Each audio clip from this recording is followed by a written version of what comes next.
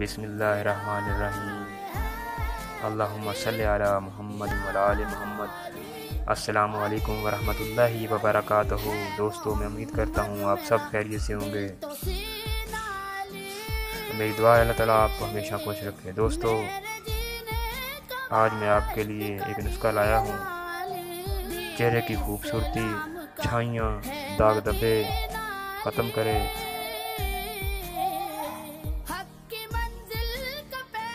चेहरे पर दाग, छाइयाँ, कील ख़त्म करे, खून के दौरानियों को तेज़ करे, जल्द को टाइट करे।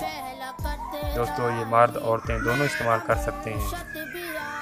दोस्तों, ये मैं आपको चीज़ें ऐड करा देता हूँ। अर्के गुलाब 2 चम्मच, ग्लिसरीन 2 चम्मच, एलोवेरा जेल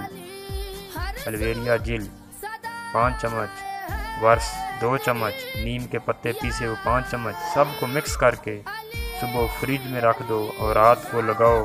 इंशाल्लाह चंद दिनों में आपका चेहरा खूबसूरत और दमकने लगेगा। दोस्तों, हकीम अली अमल को इजाज़त दो। अल्लाह हाफिज़।